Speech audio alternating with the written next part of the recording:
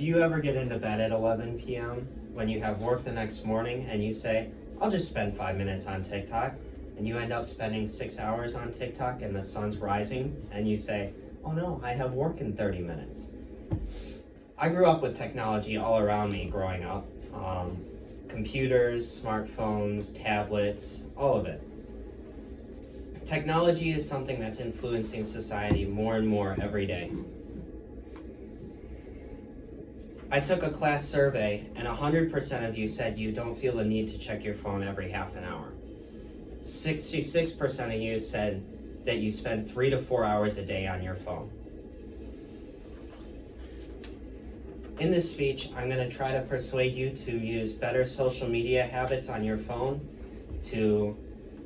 by showing you the effects of social media, the causes of said effects, and some solutions and habits you can take to prevent addiction and depression from social media. Social media tends to cause depression and addiction in young adults and people 20 plus years old. PubMed said that you're more likely to have depression if you use social media for 1 to 2 hours a day. They also said depression has an increase of 70% in symptoms if you use it 3 hours a day. PMC has also discovered that females are more likely to have an addiction to social media as they like to compare themselves to other people and show off themselves on social media. This graphic here shows how social media compares to drug addiction and how we use social media as a way to satisfy the addictive habits that we have in our bodies. Some causes for this depression and addiction are because teens feel that they are more socially isolated because they have weaker connections, because they are over the internet, as they are not tangible connections that you form between people face to face. Child Mind Institute states that many teenagers compare themselves to photoshopped images and influencers that take unhealthy habits to look the way they do, and teenagers put that as a healthy benchmark and compare themselves and never feel like they're good enough in life.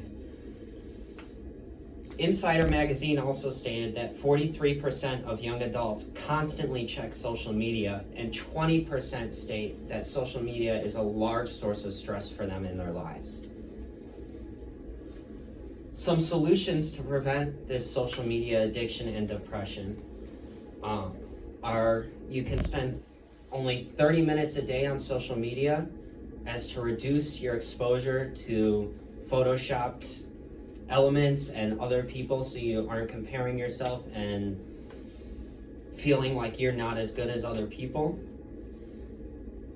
They also state that control is better than abstinence when it comes to social media, as it gives you the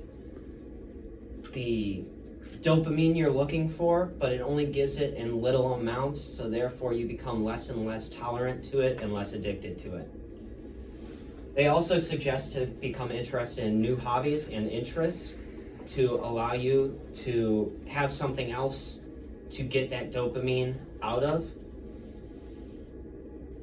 Although social media is very good for publicizing yourself and seeing what other people in your life are up to, it's suggested to just turn it off and put it away.